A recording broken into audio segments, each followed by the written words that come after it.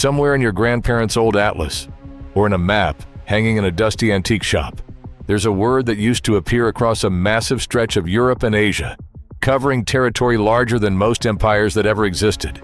The word is Tartary. For centuries, it was printed on official maps by the world's most respected cartographers, taught in schools, referenced in encyclopedias, and used in diplomatic correspondence between nations. And then, sometime in the 19th and early 20th century, it simply stopped appearing. No war ended it. No treaty dissolved it. It just quietly vanished from maps, from textbooks, from the collective memory of the world, as if it had never been there at all.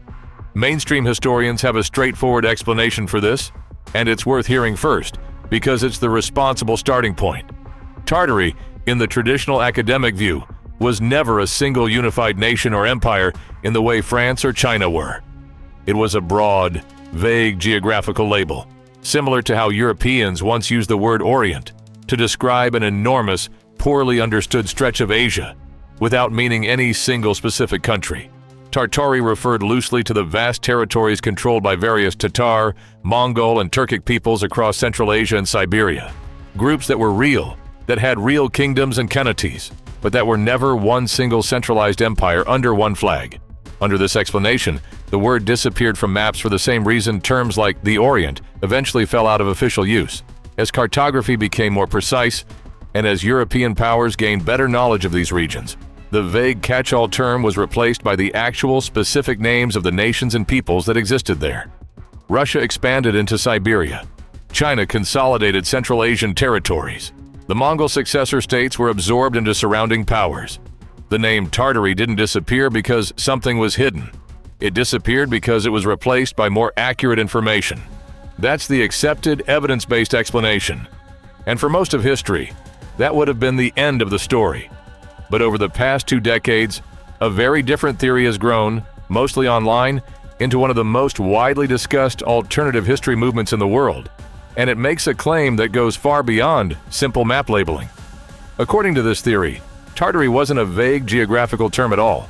It was a single, massive, technologically advanced global empire, one that at its peak may have controlled not just Central Asia, but significant portions of North America, Europe, and beyond. And according to the people who believe this, it wasn't gradually renamed or reorganized. It was deliberately erased, its existence scrubbed from official history by a coordinated effort involving governments, historians, and institutions, all working to hide the fact that a more advanced civilization existed before the world we know today. The starting point for most versions of this theory is architecture, and this is where it gets genuinely interesting, because the buildings people point to are real, and the questions they raise, even if the conclusions are disputed, are worth examining honestly. Believers point to grand 19th century structures, ornate government buildings, elaborate train stations, massive exhibition halls built for world's fairs, and ask a simple question: how did societies that supposedly had only recently emerged from more primitive conditions manage to construct buildings of this scale and craftsmanship seemingly all at once across multiple continents within a relatively short window of time? The theory suggests that many of these buildings weren't built during the era historians claim. They were inherited, already standing, remnants of the Tartarian Empire, and were simply repurposed, renamed, and credited to the nations that later occupied that land. One of the most frequently cited pieces of supporting evidence is a phenomenon sometimes called mudflood theory, closely tied to the broader Tartaria narrative.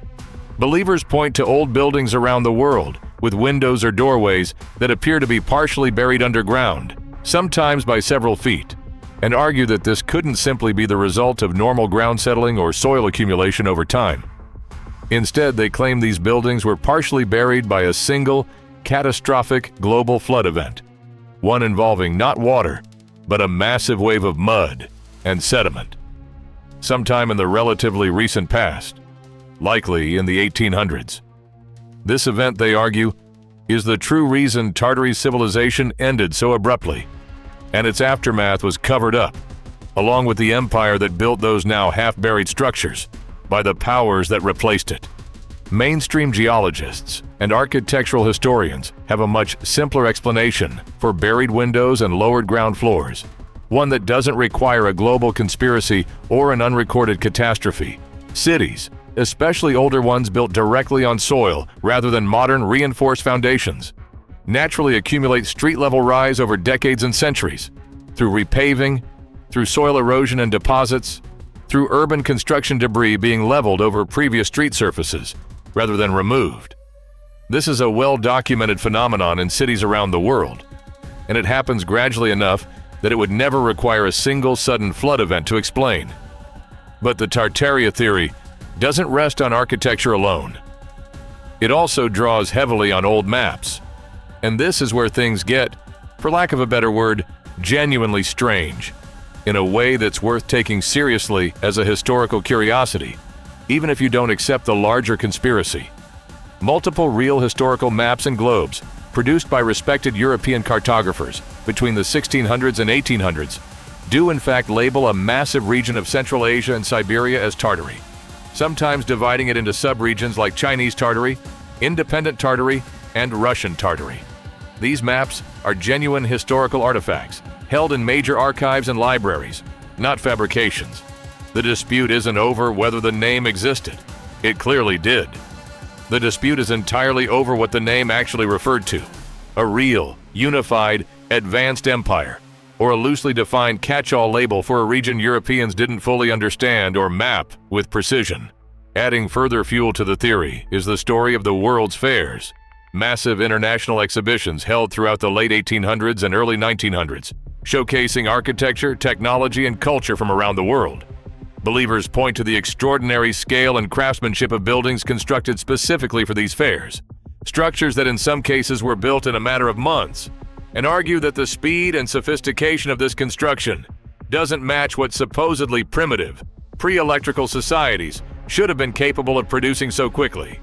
Some go further, suggesting that a mysterious source of free, ambient energy, supposedly harvested by the Tartarian Empire from the atmosphere itself, was somehow lost or deliberately suppressed after the empire's fall, and that this explains both the empire's rapid technological achievements and humanity's subsequent supposedly artificial reliance on fossil fuels.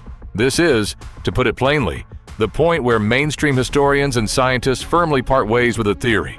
There is no physical evidence, no surviving technology, no documented mechanism for any kind of ambient free energy system ever existing in the historical record. Electrical engineering in the 19th century is extremely well documented, traceable through patents, scientific papers, and surviving equipment, and it developed exactly the way conventional history describes, incrementally, through named inventors whose work built directly on each other's discoveries.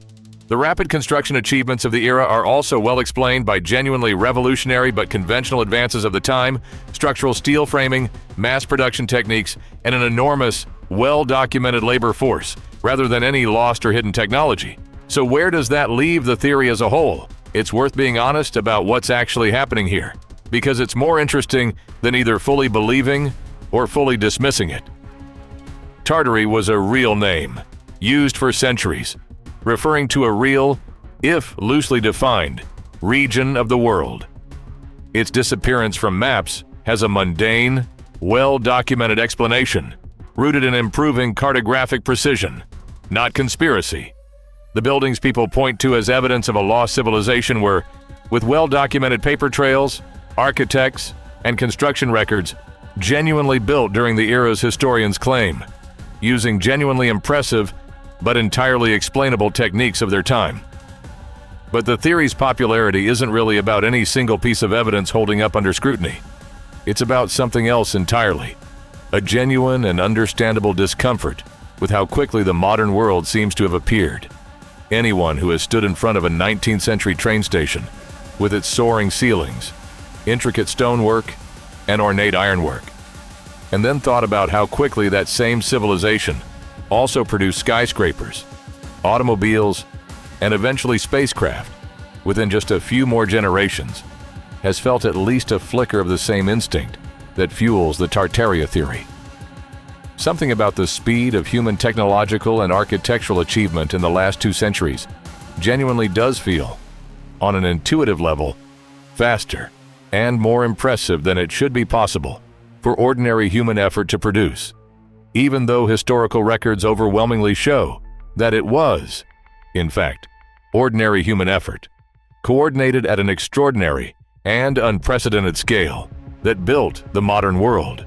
Whether that discomfort points to a hidden empire deliberately erased from history, or simply to how genuinely remarkable and easy to underestimate human ingenuity actually is when concentrated and coordinated across an entire era, remains a question every person exploring this theory ultimately has to answer for themselves. The maps that once said Tartary are still sitting in archives, waiting for anyone who wants to look. What they actually prove is, and likely always will be, a matter of interpretation.